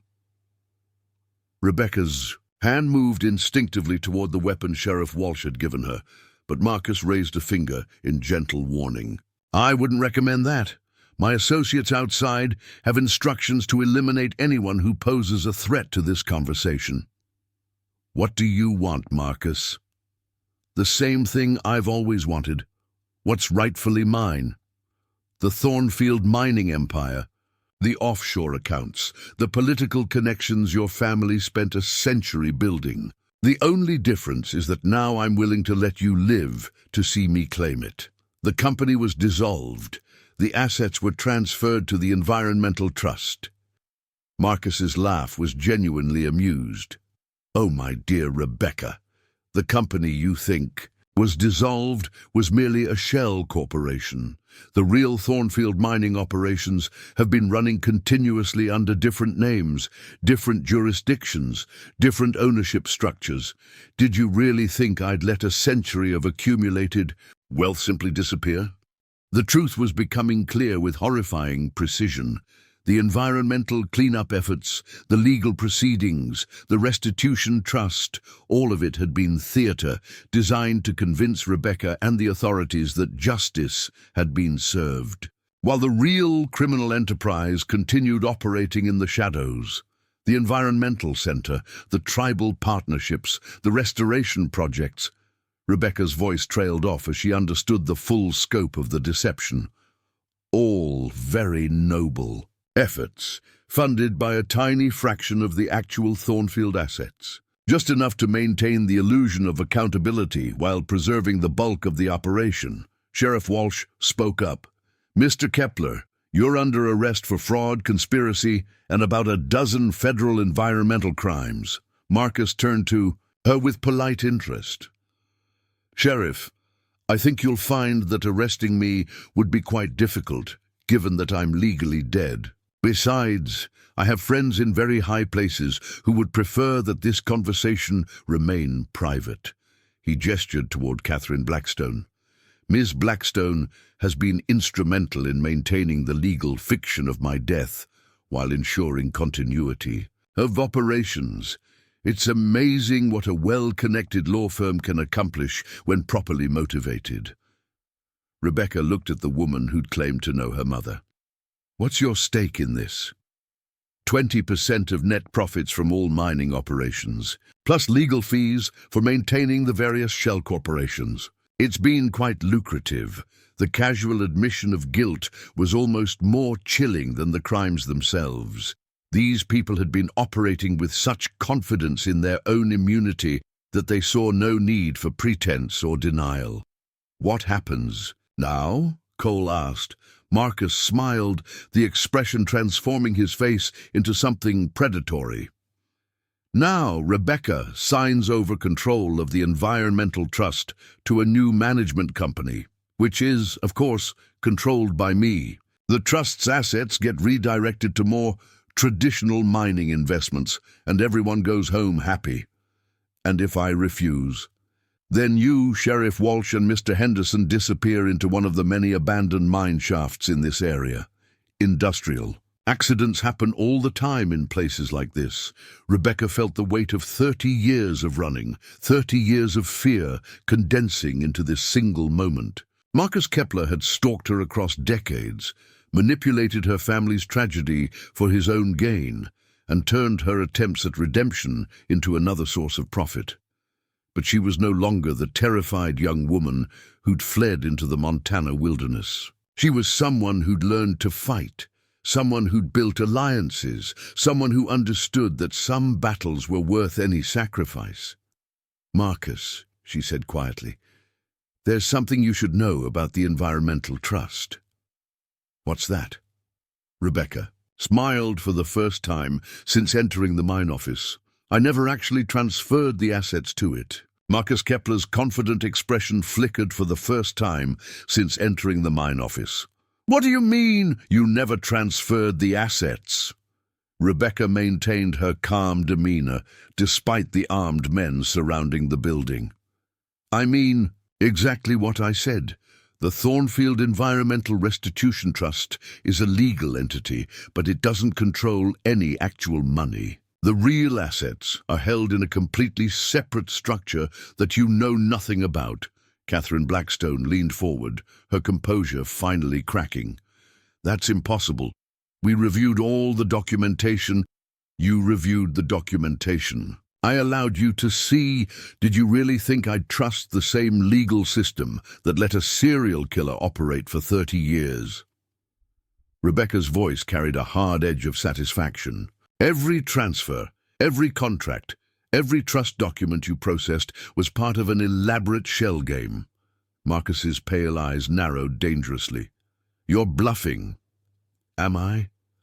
Tell me, Marcus, in the 2 years since your supposed death, how much money have you actually managed to access from the Thornfield accounts? The silence that followed was answer enough. Rebecca could see the realization dawning on both Marcus and Catherine that they'd been outmaneuvered by someone they'd underestimated. The environmental cleanup projects, the tribal partnerships, the restoration efforts, they're all real, Rebecca continued. But they're funded through a trust structure that's completely invisible to your legal network. Every penny of legitimate Thornfield money has been placed beyond your reach. Sheriff Walsh, who'd been quietly observing the exchange, spoke up. Ms. Thornfield, are you saying you've been running a counterintelligence operation for 2 years? I'm saying I learned from the best. Marcus taught me that the most effective deceptions are the ones that give your enemies exactly what they expect to see. Rebecca's gaze never left Marcus's face. You expected me to be the naive heiress, traumatized by her past and eager to make amends. So that's exactly who I pretended to be. Cole stared at her in amazement. The environmental center, the public speeches, the meetings with tribal leaders, all genuine, but funded through mechanisms that Catherine's law firm never had access to. The trust documents you've been monitoring control. Less than 5% of the actual Thornfield assets. Marcus's composure was evaporating rapidly. Where are the real assets? Distributed among 47 different indigenous communities across 6 states, held in trust by tribal governments that have sovereign immunity from federal interference. Try to corrupt those legal systems, Marcus. I dare you. The implications hit Catherine Blackstone like a physical blow. Sovereign immunity.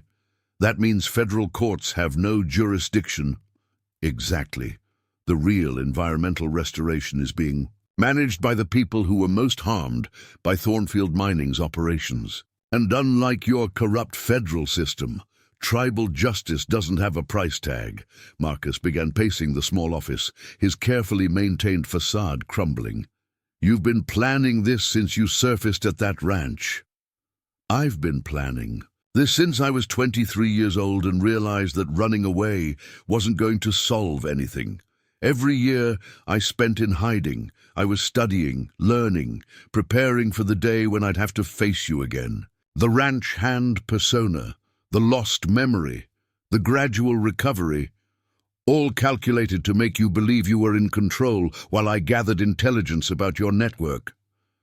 Rebecca's smile was razor sharp. Did you really think it was a coincidence that I ended up at Cole Henderson's ranch? I'd been watching him for months. A man with his integrity was exactly what I needed to establish credibility when I finally surfaced. Cole's expression shifted from amazement to something that might have been hurt. Are you saying our relationship was part of your plan? Rebecca's facade softened slightly as she looked at him. The relationship was real, Cole. Falling in love with you wasn't part of any plan. It was the best unintended consequence of a very dangerous gambit. Before Cole could respond, the sound of vehicles approaching broke the tension in the office. Multiple engines moving fast across the rough terrain toward the mine. Marcus immediately activated a radio device. "All units, we have incoming vehicles. Take defensive positions." But the voice that responded wasn't one of his men. "Mr. Kepler, this is FBI agent Sarah Chen. You're surrounded by federal agents. Order your men to lay down their weapons immediately." The name hit Marcus like a physical blow. "Chen, as in David Chen. David Chen was my brother," the voice continued over the radio. "The innocent man you had murdered to cover your tracks. We've been investigating this operation for 3 years." Rebecca smiled grimly. "You see, Marcus, while you were monitoring the obvious legal channels, I was working with other networks. David Chen's family never believed he died accidentally. When they learned about his murder, they reached out to federal investigators who specialize in international financial crimes. The sound of tactical teams moving into position around the mine was clearly audible now. Marcus's radio crackled again as his men reported being outflanked and outgunned. "Mr. Kepler," Agent Chen's voice continued, "you have 30 seconds to surrender peacefully before we come in after you." Catherine Blackston was already reaching for her phone. "I need to contact Senator Hutchinson immediately." Senator Hutchinson was arrested 2 hours ago," Rebecca interrupted, "along with 6 other federal officials who were part of your corruption network. The photograph you used to lure me here? It was evidence in a sting operation that's been running for 18 months. Marcus stared at her with something approaching admiration. "You orchestrated all of this?" "I had help. Dr. James Standing Bear didn't just advise me about tribal sovereignty. He connected me with indigenous rights lawyers who understand international law. Sheriff Walsh didn't just provide local law enforcement support. She coordinated with federal task forces that had been investigating environmental crimes for decades." Sheriff Walsh nodded. "The threatening letter, the midnight meeting, even the photograph of Marcus with the senator. We fed you information designed to force this confrontation." "But why here?" Cole asked. "Why did you abandon mine?" Rebecca gestured toward the dark shaft entrance visible through the office window. "Because the Riverside mine contains evidence of the original environmental crimes that started this whole dynasty. Core samples, geological surveys, contamination reports that were deliberately buried for over a century. Evidence that will prove. The Thornfield family knew about the environmental damage from the very beginning." The office door burst open as federal agents in tactical gear swarmed into the building. Marcus and Catherine were on the ground in handcuffs within seconds, their rights being read while additional agents secured the perimeter. Agent Sarah Chen entered the office, a woman in her 40s with her brother's intelligent eyes and a professional demeanor that couldn't quite hide her personal investment in the case. "Miss Thornfield," she said, extending her hand, "thank you for your cooperation in this operation. Without your inside knowledge of the financial networks, we never could have built a case this comprehensive." Rebecca shook the agent's hand, feeling the weight of 3 years of careful planning finally reaching its conclusion. "Agent Chen, I'm sorry about your brother. He died trying to expose the truth about my family's crimes. David always believed that justice was worth any personal sacrifice. I think he'd be proud to know that his death led to bringing down this entire network." 6 months later, Rebecca stood in the visitor's room of a federal minimum security prison, facing her father across a table that no longer separated a victim from her oppressor, but a daughter from a man who'd been as manipulated as anyone else. Harold Thornfield looked healthier than he had during her previous visits. The revelation that he'd killed an innocent man, rather than a serial killer, had devastated him initially, but learning the full scope of Marcus's deception had somehow provided a strange form of absolution.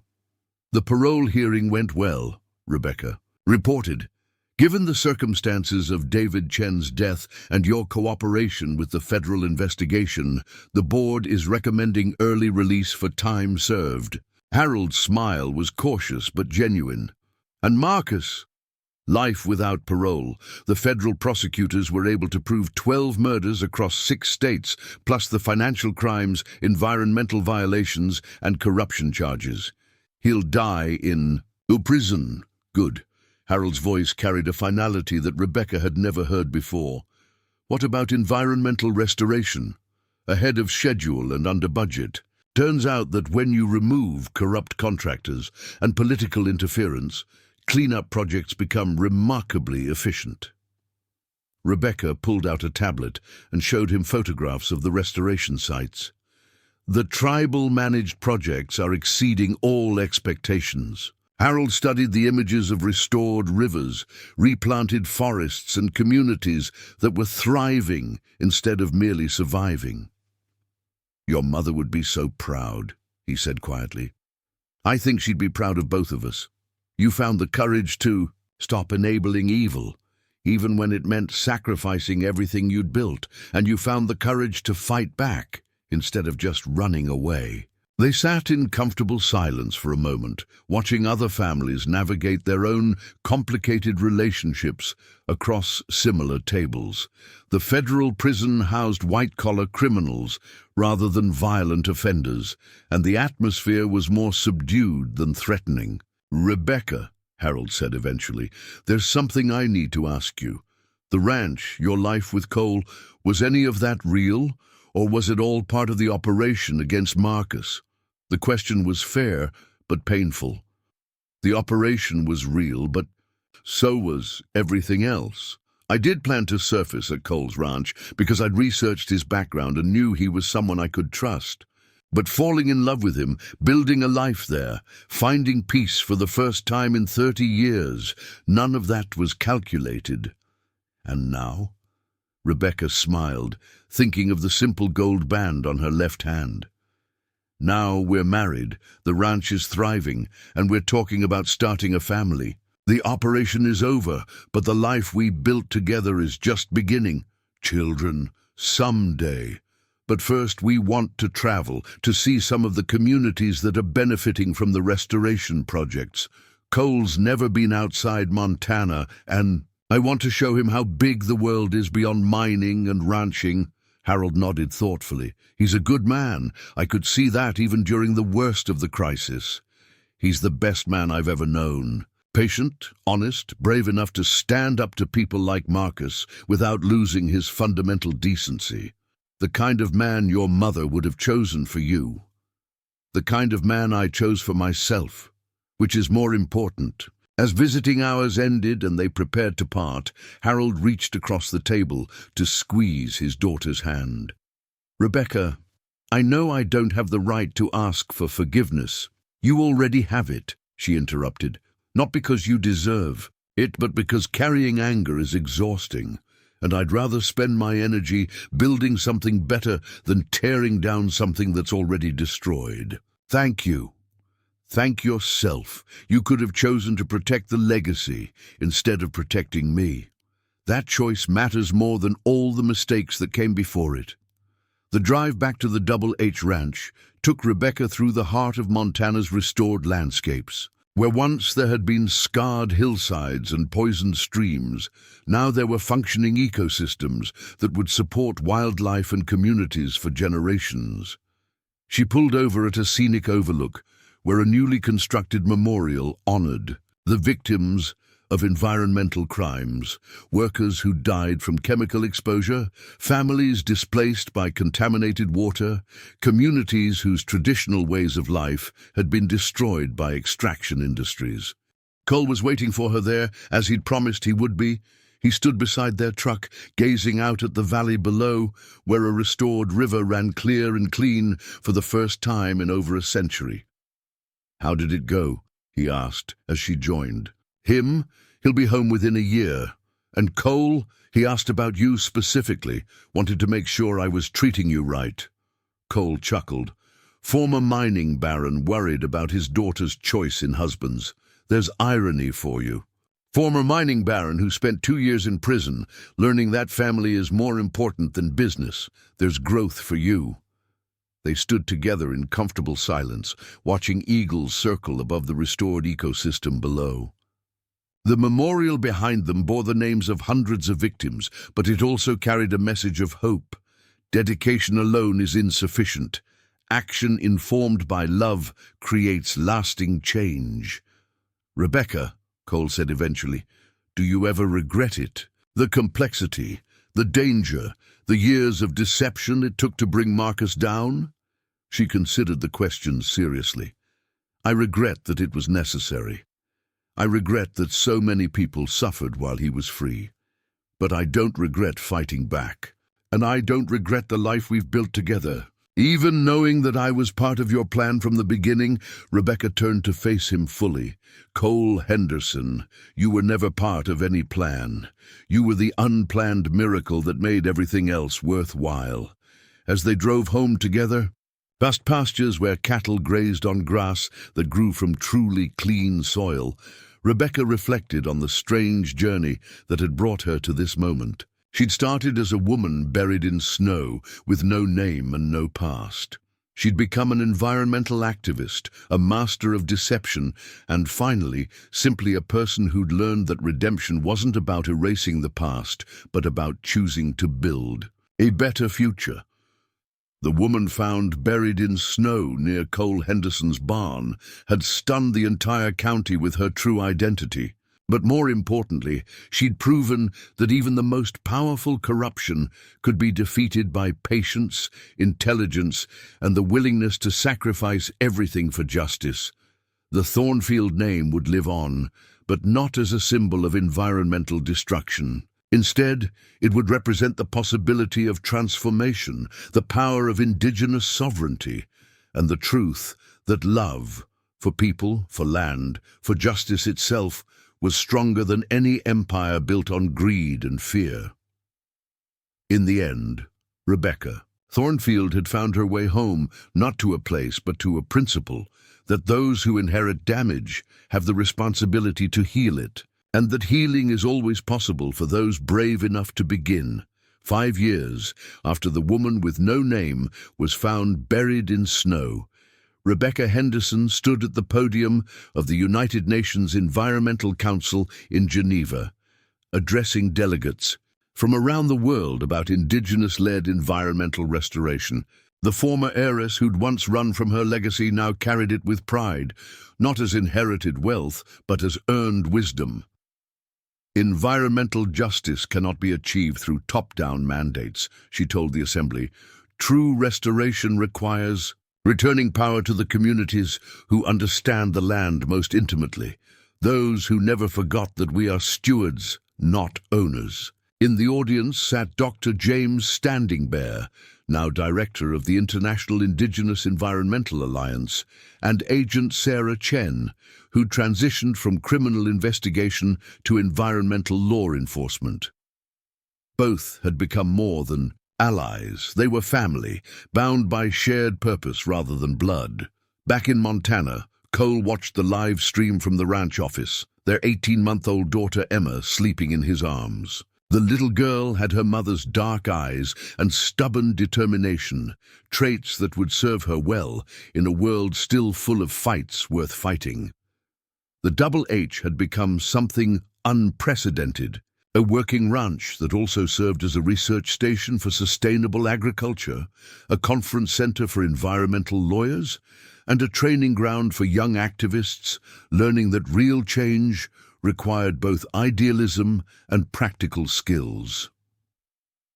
Rebecca's speech concluded with slides showing restored mining sites across 6 continents, projects funded by the hidden Thornfield assets and managed by communities who'd transformed scars into sanctuaries.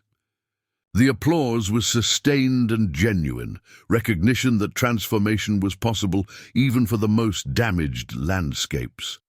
That evening, Rebecca called home from her hotel room, the time difference making it early morning on the ranch. "How's our little environmental warrior?" she asked as Cole's face appeared on the video call. Determined to eat everything in sight and climb furniture, She's too small to safely navigate. So, basically, your daughter. Rebecca laughed, the sound carrying across continents. Any word from my father? He called yesterday. The community college officially approved his environmental ethics course for fall semester. Turns out, former mining executives make compelling teachers when they're teaching about the consequences of their former industry.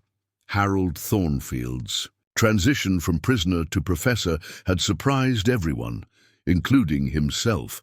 His insider knowledge of corporate environmental crimes, combined with genuine remorse and a gift for clear explanation, made him uniquely qualified to educate the next generation of environmental professionals. And the latest restoration report: river salmon counts are up 60% from last year. The tribal fisheries manager says it's the strongest run in 3 generations. Rebecca closed her eyes, picturing the clear water flowing past their ranch. Sometimes I can hardly believe it's real. What? Environmental recovery? All of it. The fact that we won, that Marcus is gone, that my father found a way to make amends, that I found you. Cole shifted Emma to his other arm, her small fist clutching his shirt even in sleep. Rebecca, you didn't find me. We found each other. And we built something that's bigger than either of us individually. Through the hotel window, Rebecca could see the lights of Geneva spreading across the Swiss landscape. Tomorrow she'd fly to Peru to visit a former copper mine that indigenous communities had transformed into a sustainable aquaculture facility. Next month, she'd be in South Africa consulting on post-apartheid land restoration. The work was endless, but for the first time in her life, she felt like she was exactly where she belonged. "I'll be home Thursday," she said, "and then I'm not traveling for at least a month." Good. Emma's been asking for Mama in between trying to teach the horses to play fetch. She's been asking for Mama? She's 18 months old, Cole. She's advanced. Takes after her mother.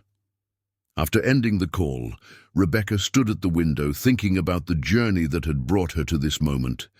The woman who'd been found buried in snow had been running from responsibility. The woman addressing the UN was running toward it, not as a burden to bear, but as a purpose to embrace. Her phone buzzed with a text from Sheriff Walsh, now serving as Montana's first Indigenous Environmental Crimes Task Force Director. "Saw your speech online. Margaret Thornfield would be proud of the woman you've become." Another message followed, this one from Agent Chen.